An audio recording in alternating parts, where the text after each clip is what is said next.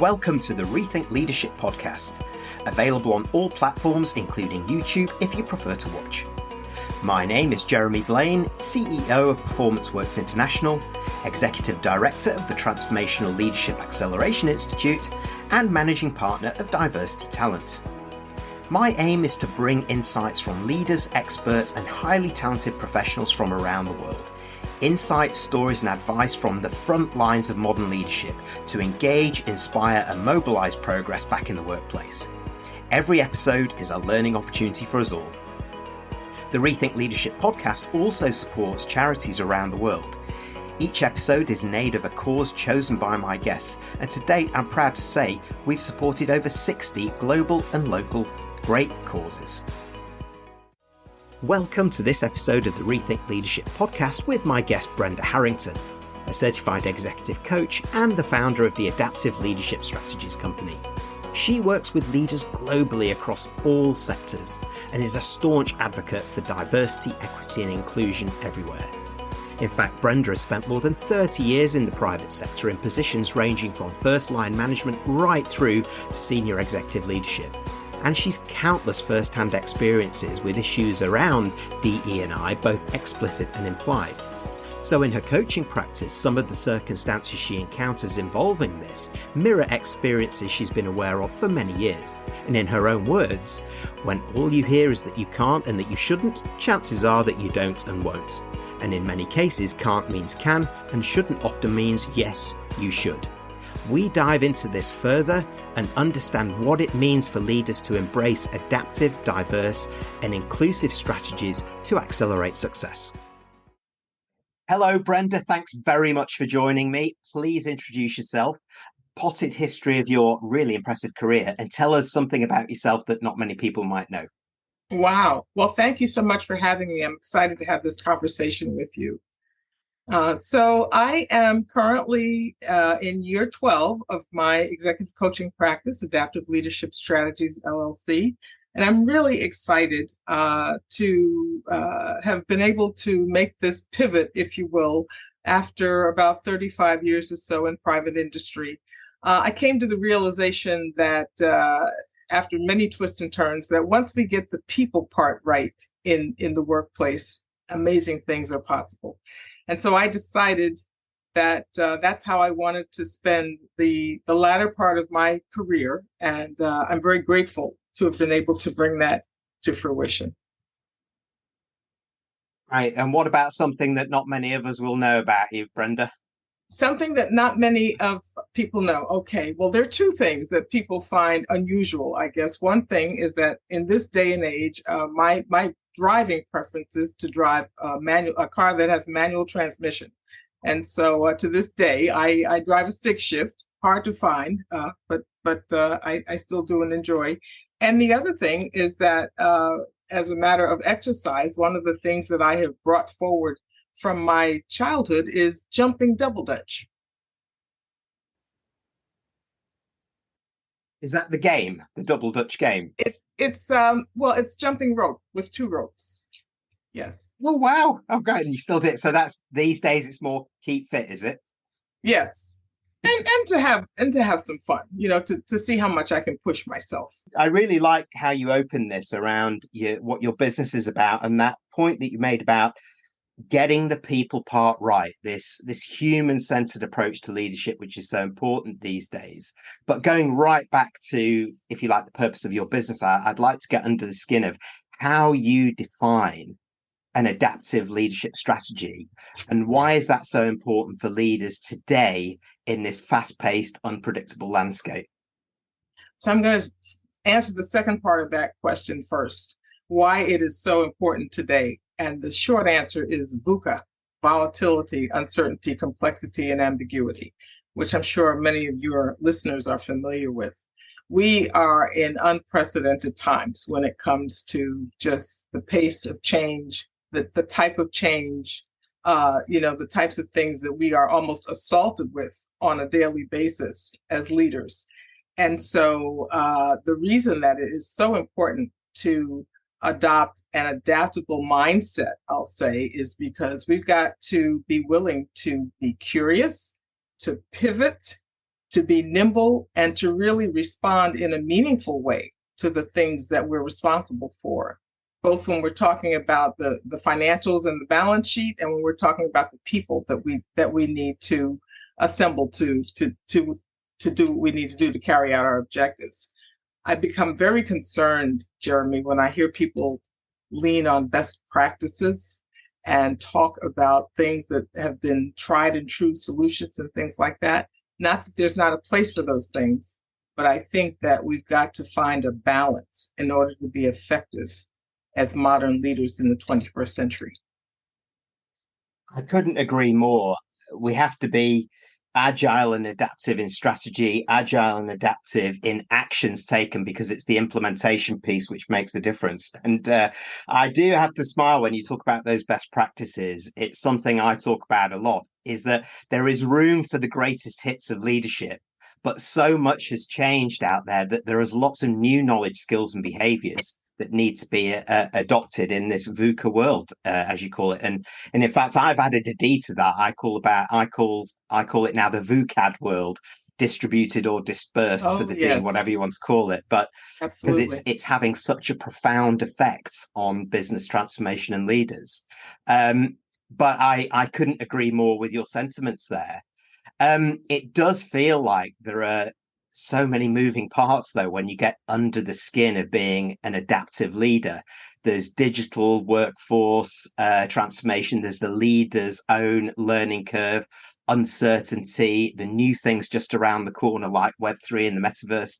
So what are the most important areas the best adaptive leaders focus on to supercharge progress with others along for the ride?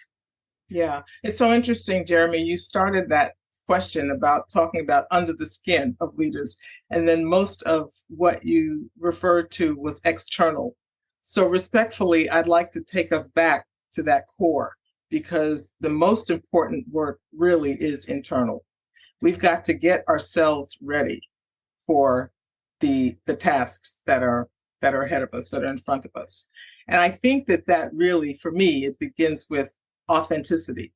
It really begins with getting comfortable with who you are, being comfortable in your own skin, with your strengths. You know, we spend so much time judging and assessing to say, this person needs more of this and less of that, and he needs to do this and she needs to do that. We all have something that is really our power center, and we need to figure out what that is and not waste time and resources trying to step into a persona that doesn't have anything to do with who we are. It's very conspicuous when people don't show up as themselves, and it impacts their ability to develop a capacity for influence and really get people's buy-in in a meaningful way. What we need now more than ever is to close that gap and enable people to get to know us, to develop trust, and really give them what they need to stand next to us, and in many cases, so many cases, when we talk about leadership, line up behind us because they want to be there, not because of our title. We can't hide behind titles and positions anymore. It's got to be authentic, and those connections are only made when we're able to get people to engage in a meaningful way. Yeah, I'm glad you brought me up on that, because you're absolutely right. Nothing changes without that mindset shift first, that understanding. It's like the courage of vulnerability, I'd call it, for some leaders, actually, to admit, you know, I'm not, and perhaps never was, the smartest person in the room.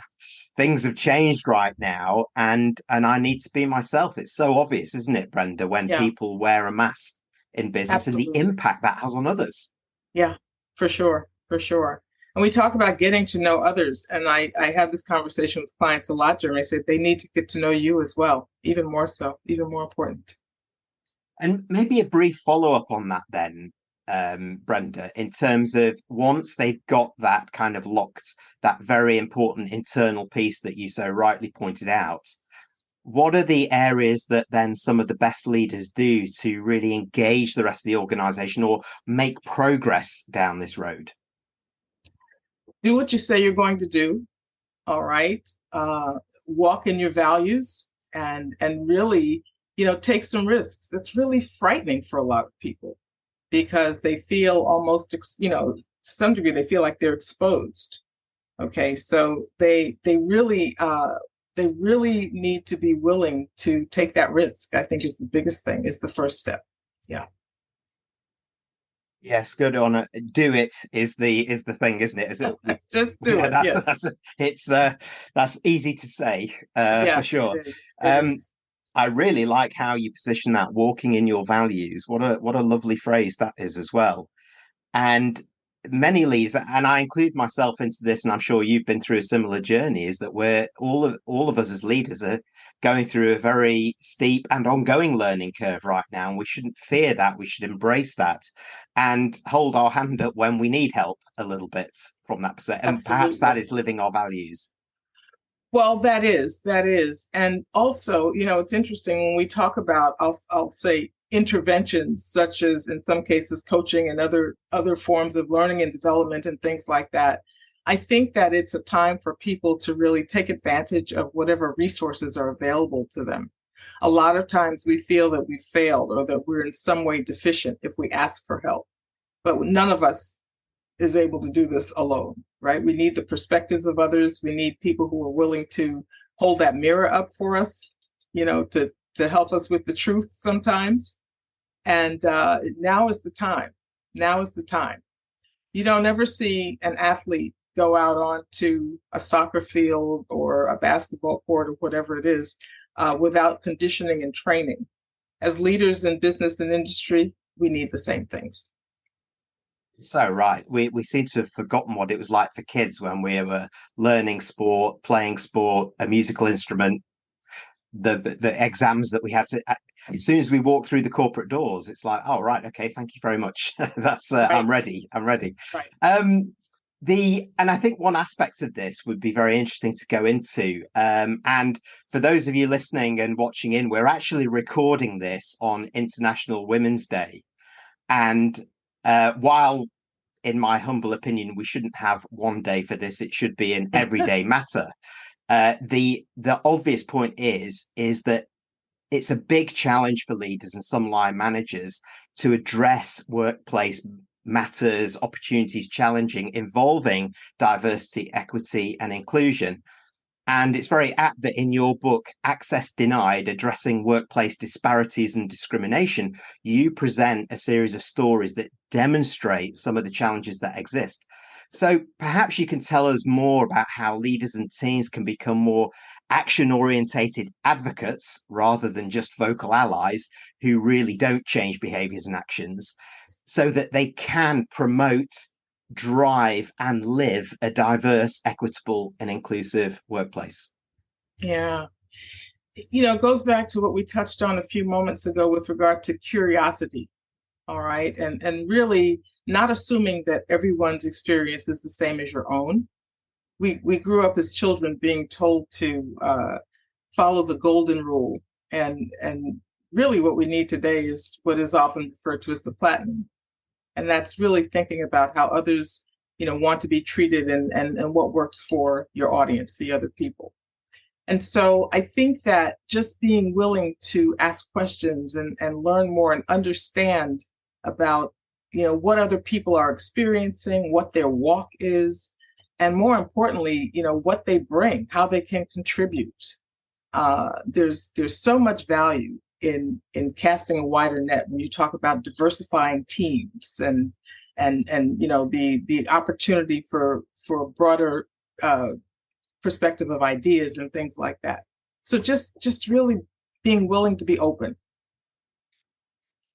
Yeah, it seems so obvious, doesn't it, Brenda? But to some, it seems so difficult. Why is it so difficult? Because you'll have come across many of these types of leaders and managers while researching and writing your book. So why is it so difficult for some of them? I think it goes back to some fear. Unfortunately, we live in a society where there are beliefs that, if you get something, it's something that's taken away from me, and that's not typically the case, but a lot of people view it that way. People are uncomfortable with things that are unfamiliar with them, including people. All right. And so, people gravitate toward and trust people that are like them, people that they recognize, things, people that are familiar. And so when, that there's an absence of familiarity, or there is just something that's different, it makes people uncomfortable. And I would argue that, what's on the other side of that fear and discomfort is just tremendous opportunity. It is. And when you consider the many companies who are now embracing diversity of thinking and hiring and retaining talent around that who are specifically different thinkers to the model or the mode, whatever corporate culture is like, it's a really brave move, because it is at its very heart cultural how you change those things. And going back to something that you said before, is that it's the two things that have to happen, is that the leaders and managers driving it have to let their guard down and open their minds to it. Then they have to do it, right? And maybe I'm putting you on the spot for this, but were there any really good examples that you came across throughout your book or throughout in your day-to-day work, where you say that company or that leader is doing something really different which others should take note of? There are. I don't know that I can speak to them specifically, but just in general, what makes the difference is being willing to hold people accountable. Okay. Unfortunately, Jeremy, we cannot, we're powerless to change hearts and minds. So people feel the way they'll feel, they'll believe what they're going to believe. And I'm not here to challenge anybody's values. But what I can say is that within an organization, it's important that everybody be treated equitably, and that you do hold a space for a reasonable degree of, for inclusion. And the only way to do that is to hold people accountable. And so, yes, many organizations, many companies across a variety of sectors have embraced DE&I as a result of the events of the last few years. Some are just checking a box. Okay, some are not really doing it for the right reasons. But the ones who are the organizations that are doing it right, are embedding questions around diversity and inclusion in every aspect of their evaluation system and every aspect of their approach to marketing and public relations and things like that. So you can tell who's taking it seriously and who's not.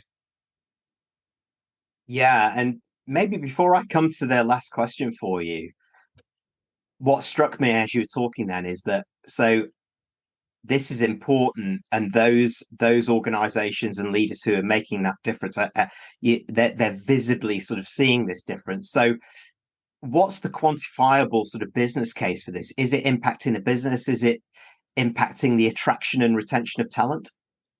Certainly impacts the retention of talent and the attraction of talent.